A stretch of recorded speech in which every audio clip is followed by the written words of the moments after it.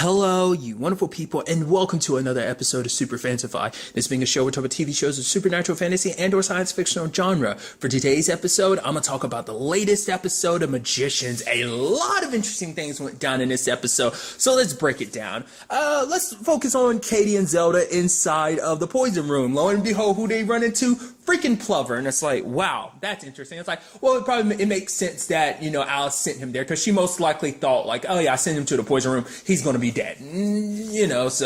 But it turns out he's still alive. At first he thought it was because of the moss, but it's like, oh no, like the spell Martin cast on him so like he wouldn't age and so he wouldn't die. It's, so that Martin could keep torturing him. But it's like, oh, that's keeping him alive. And now Katie and Zelda are proceeding to die inside of the poison room. We also find out a super messed up thing of like, hey, there's actually a cure for the poison room that they just never shared with Penny back in the day, which Katie gets super pissed about. And it's so interesting too, because for Zelda, it seems, because obviously like she believes in this system, like she's been a librarian probably for so long, and it's also probably even before that, like what the library did for her. Let's not forget she was a hedge witch, her mom was one, and so for her the library gave her probably new purpose and structure to her life, and so she probably believes in everything wholeheartedly. So like if it's like the rules are this and that, it's like, well, I won't break them, because for Katie it's like this type of mentality, it's why literally the entire order needs to be burned down. But Zelda's mind is like, as long as we take Everett out of the picture, we can just reform it. But then you have Plover adding his 2 cents of being like, oh, the fact of the matter is, regimes kind of like the order type of thing don't always last. They fall eventually. And I love Katie being like, see, even a pedophile agrees. And he's like, the fact of the matter is, people never look at what you're doing. They always look at what you've done, which is like, let's face it, you're a piece of shit. So, but for him, it's like, it's like, oh, no matter what you've done, people always look at the terrible things you did. And the fact is, there's always going to be, he's like, some blonde bitch that throw you down a poison well. And I love Katie being like, well, then I'm team blonde bitch. Because it's like, yeah, fuck you. He ends up tagging himself along. Side note, all right. I'm going to be all over the place, and I do apologize, because so much stuff in this episode that's obviously tied together, but I love Fog. We've never seen Fog on fire like he was in this episode. That's crazy. He's wearing his suit and everything. He's relying on Todd. I love that also line of like, Todd, don't tell me you took a shit in my personal bathroom again. But He's like, oh, luckily I'm wearing my special suit. He gets away from the librarians. He's like doing stuff. He even turns 2 of them into cute little puppies. And those were super cute puppies. But it's like, yo, we haven't seen him like this since season 1. I mean, to be fair, every other subsequent time we've ever seen him, he's kind of been drunk a lot. Like, it's, he just hasn't been the same since, his hands got messed up and his eyes got messed up. He was always just, that was definitely the time when he was kind of big into drinking and stuff like that. Especially, at the end of season 2 and season 3 where there was no magic too. So that made things even worse for him. But it's like, we ain't seen him on fire like this. But for him, it's like, hey, I got to help out Katie and Zelda, even holding off the library so that they could get away. Then you have, like I said, I'm all over the place, but I do apologize. Like, you have Quentin and Alice. Now, that was an interesting thing, especially because they hear the whole conversation, because it's like, hey, Josh got turned into a fish because of the reservoir, because it's cursed. And I love Finn being like, yeah, I found it. I mean, Josh was there too, and so was Tick, but it was mainly me. It's just kind of, I think for her, it's like, this is kind of like her biggest accomplishment. So she's like, no, I'm going to take pride in all of this. This is me. I did this. But the whole conversation comes up of Margot having to look at the fish and stuff like that. And it's like, oh, Finn being like, oh, you've created a bond. It thinks Josh thinks you're his mother because you've created this bond. Obviously, this is fish Josh we're talking about. And she's like, it's sad to say, but this isn't the first time that's happened. I thought it was kind of interesting.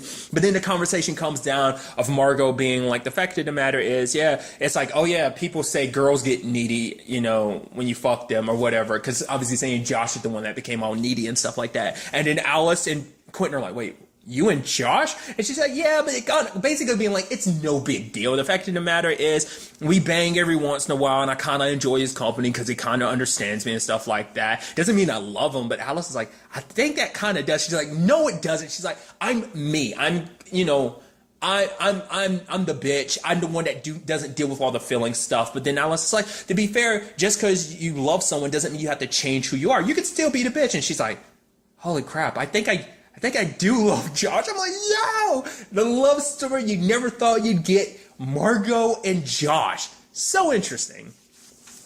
But that kind of puts things in perspective for Quentin and Alice. And I thought it was kind of a heartwarming moment of him being like, the fact is, we should give things another try. Because for him, it's like, I like, for me, when we first met, I had this naive notion of what the world should be like, what people should be like. And the fact of the matter is, I have a hard time forgiving people because they don't live up to my stupid high standards. And then Alice is talking about you mean like yourself? Because he even holds himself to a high standard that is like, anytime he fails at something, he just, beats himself down because it's like, oh, I'm not good enough. This is who I'm supposed to be. And it's like, yeah, and for him, it's like he's trying to make things better. It's like, I hope we can give us another shot. I'm like, yes! Because I like them together. I know Hyman always preferred Julia and Quentin, which I always kind of floated with the idea too. But it's like, Quentin and Alice have always been together. I'm like, dude, come on. I mean, to be fair, wouldn't mind. I don't know if like Quentin would have ever gone down the Elliot route again. I mean, they had their life, but for him, it's like, that was then and now things are now. So I don't know. It makes you wonder, would that have ever, because I thought that might have been something that was really there in front of Quentin, that he would have probably considered that. But at the same time, it's like, oh, but him and Alice have such history. But at the same time, it's like, well, him and Elliot have a lot of history too. They literally had a kid together. It's just, I don't know. So that was pretty neat. But then also the whole thing with Plover. I love that Plover literally shit on everything that Quentin held nice and dear. It's like, oh wow, this is a first edition of like the fourth book or something. And he signs it, and it's like, oh, because it has to hit harder, because it's like, yeah, your signature doesn't mean as much to me anymore. It's like, oh, before I would have been so excited about it until I found out that you were a monster, that you're a pedophile, that you're the reason why Martin Chatwin became the Beast in the first place. And also at the same time, it's like, it's already hard enough enjoying those books, considering the fact is, it's like, oh yeah, my favorite book series was written by a pedophile. And then on top of that, it's like, he's literally there shitting on everything that you loved about the book, because it's like, oh, this stuff about Fillory? Yeah, that was stuff I made up, because I couldn't necessarily tell the truth about Fillory, because Fillory is super messed up. Like how the Flying Force was the first time that the Chatwins experienced drugs, which is interesting because, obviously that's something that Quentin and Penny dealt with back in season 2, was it? Yeah. So when they were hunting, wasn't the white lady? I think that was, around that time. But nevertheless, and also that centaurs actually believe necrophilia is a way of honoring the dead. It's like, oh, I couldn't necessarily put all that in the book. And so it kind of shits on Quentin's belief in everything, especially while this is all happening, when he later on finds out, like, oh, I need to love Fillory to make a plant grow. And I did like that. The fact is that, and I even love Penny being like, wait, are we screwed because Penny's like, are we screwed because Quentin can't get it up for Fillory? And when you actually look at everything and hear the context of it, it's like, nah, don't worry, Fillory, you're beautiful, you're great. It's like, it's almost like, like when you're trying, when you and someone are trying to get intimate, and it's like, no, it's okay. No, it's not you. You're great. You're beautiful. It's so interesting, like, to kind of hear that perspective of like Penny being like, yeah, he can't get it up for Fillory. So, but it's so interesting because for him, it's like Fillory isn't a place. He loved it as a child. He loved it as an adult until like, it's like, oh, I went to Fillory and realized just how much terrible stuff, obviously, because all the good stuff he loved about Fillory was complete BS written by Plover. And then all the other stuff is terrible stuff that he ended up finding out and seeing for himself of like, oh, this is a terrible thing about Fillory. And so it took Alice making him realize, like, just because you're an adult doesn't mean you have to throw away everything that you had as a child, everything that you loved as a child. All it just means that you have to see things as an adult through different eyes. Doesn't mean you have to throw it all away. And I thought that was a nice sentiment. And, Quentin takes that. He's like, basically, he bends out to this. He's like, I'm literally here yelling at a plant that's the only means of saving my friends' lives. And so for him, it's like, the fact of the matter is, I fell in love with the idea of Fillory. It's like, can't that be enough? Because Fillory isn't, because for him, it's like Fillory was going to change him. He thought when he came to Fillory, it's like, oh yeah, that'd be this hero that Fillory would, change him for the better. And in the end, it's almost like it's random. It's like he had high hopes for himself. It's almost like, yeah, I'm like the main character of the story. Like, he wanted that main character treatment, but, because for him, it's like he thought Fillory was going to make him happy. In the end, it didn't. But it's like, I love the idea of Fillory, and shouldn't that account for something? And it does, because the plant ends up growing because of it.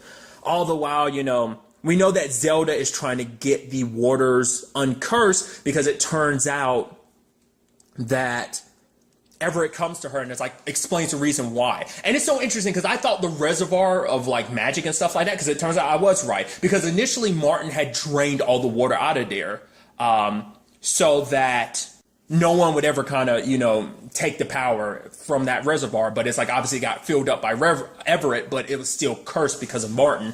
And so I was thinking like the reservoir is what he was going to use to become a god. But then I remembered last episode. It's like, right, because he says like, the reservoir is meant to give him enough power to go up against the monster inside of Elliot so he can kill it and take its power to become a god. Because that's right, because the power has to initially come from a god. You don't just gather up the magic to become a god. He needs the magic to challenge a god, like the creature, and kill it and, take its power and become a god. For him, this is all about knowledge, because for him, it's like, we as librarians, like, it doesn't matter how long we spend as librarians, we will never know everything because there's tons of stuff that only the gods know. And so he wants to rise to godhood so he can pluck away their secrets and bring it back to the library and stuff like that. But then you have Zelda bringing up some good points of like, the fact of the matter is, look at all the other previous gods, like Bacchus in them, who literally got drunk off their power and stuff like that. But he's like, I won't be like that. It's like, how can you say that you won't get consumed by the hubris of it? I mean, Julia didn't, and we saw the move that she made. To be fair, Julia's a different case. Like, Everett might look at his situation as like a holy mission, whereas Julia was like, no, I gotta help my friends. They need help. They're gonna die if I don't step in. So that's what that came down to. So that kind of shows you just the difference of people, like between if Everett does it versus if Julia does it. I mean, because we literally saw people like Everett do it before, because the other four were librarians at one point in time. So maybe they had the best of intentions at the same time too. But then it's like, no, they got drunk off the power. And I think Everett would, basically be the same. So that's how I see it. But maybe that won't be the case. But Zelda is going to help because, like, hey, the library could be hers. But he wanted her to lead this whole situation. She's like, if you had told me the truth from the beginning, maybe things would have been different. And then everything with Katie, because now she knows that, hey, there's a cure for the poison room, but she doesn't want to take it because it means there's an afterlife that she can live forever with Penny. And so that kind of goes to, hey, maybe she is the one at the end who is with Penny. That's kind of always been my thought, even before this. But now they're like they're like being like, oh, it's this. I'm like, and like I said, his response of like, hey, it's been a while, makes me think it will be her, but I don't know, like, it could just be the obvious thing of like, yeah, we're going down this route, or it could be, a red herring to be like, oh, it's totally going to be Katie, but it's someone else. Because, Penny 23 is saying like it'd be a waste for her to just straight up just let things play out like that, that because it's like, oh, all these people here that care about you and stuff like that, like the world is 100% that shitty that, the only good place to be right now is with Penny 40, So, but we'll see in the end whether or not she changes her mind or not. Like I said, it depends on how they handle that whole situation.